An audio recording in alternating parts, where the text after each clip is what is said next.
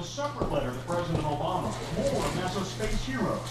Among them, Carpenter, Hayes, and Kranz, right? We are very concerned about America ceding its hard-earned global leadership in space technology to other nations. NASA's new chief is veteran astronaut Charles Bolden. We have to take bold steps. We are a bold nation. But General Bolden ran into trouble recently when he told Congress it doesn't matter if China lands on the moon before the U.S. returns. It will sound trivial, but I don't think it matters who Well, it gets does to me. I think it matters with all respect to all the moon. With the shuttle retiring this year, NASA will pay Russia to take astronauts to the orbiting space station for years to come. Losing both the shuttle and Constellation programs means losing jobs. Depending on who you ask, anywhere from 5,000 to 9,000 jobs here in Florida are on the line, potentially tens of thousands of jobs nationwide. Many of them specialty jobs, like aerospace technician Patty Sunderland. I'm sad. My name is frustrated. Florida Senator Bill Nelson, a Democrat and former astronaut, says President Obama will pay a big political price in Florida if thousands of space jobs are lost. Was this a failure to communicate, or was it a failure of policy and vision? It was a combination. It is my hope that the president understands that the only person who will lead the nation's human space program is the president. Yeah, that's it. The White House told us late today that it will announce new details this week when the president is here on Thursday that very well may change the minds of some of these astronauts. And it also reminds us that former astronaut, Apollo 11 astronaut Buzz Aldrin is on board and supports the president's program. But the president may get a chilly reception here in Florida. For a lot of people here, this is all about jobs. Brian? Tom Costello with the Kennedy Space Center in Florida. Tom, thanks. And again, this letter has been provided to NBC News exclusively. Posted on our website tonight. That's nightly.msnbc.com. Just when it looked like Toyota was steering out of its skid, today more trouble arrived. Consumer Reports put out a rare safety warning about one of its vehicles, and the company has responded late today by actually suspending sales of a popular SUV. CNBC's Phil LeBeau with us tonight from Orange County, California with this story. Phil, good evening.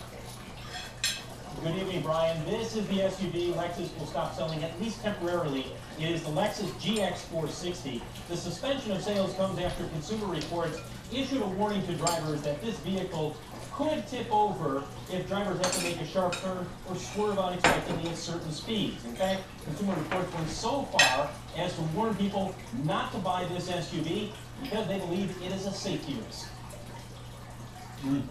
Consumer Reports says its tests of the Lexus GX 460 show a potentially dangerous problem in the SUV. When test drivers oversteered the SUV, they say its rear end slid further than it should before the vehicle's electronic stability control kicked in to stop the slide. A situation that Consumer Reports says could lead to rollover accidents. We think that in this day and age, no vehicle should do that. It's got electronic stability control. That should cut in way earlier than it does. Toyota is reviewing the Consumer Reports results and points out the GX 460 meets all federal safety standards. The company adds, we're concerned with the results of Consumer Reports testing on the Lexus GX 460 and their suggested buyer recommendation. Our engineers conduct similar tests. We feel these procedures provide a good indication of how our vehicles will perform in the real world. The GX 460 is a new luxury SUV. Roughly 5,000 sold since it went on sale late last year. Pushed by ads touting its handling. Electronic stability control, mandatory in all vehicles by 2012, is credited with helping thousands of drivers keep their cars from tipping over when they swerve. This warning about the system in the Lexus GX 460 adds new concerns about reliability at Toyota, which has already recalled over 8 million vehicles suspected of unintentionally accelerating.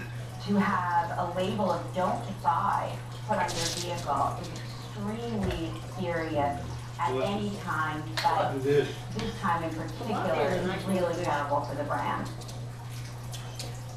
Again, late today, Toyota's Lexus division has decided that it will temporarily suspend sales of the GX 460 while it analyzes the data from Consumer Reports and looks looks into this issue involving electronic stability control. Brian? Phil LeBeau on this story that's been developing all day. Phil, thanks as always. In Washington, meantime, the president took the stage, wrapped up a 2-day conference on nuclear security. Our chief White House correspondent, Chuck Todd, was at the president's late afternoon news conference and is with us tonight. Chuck, good evening.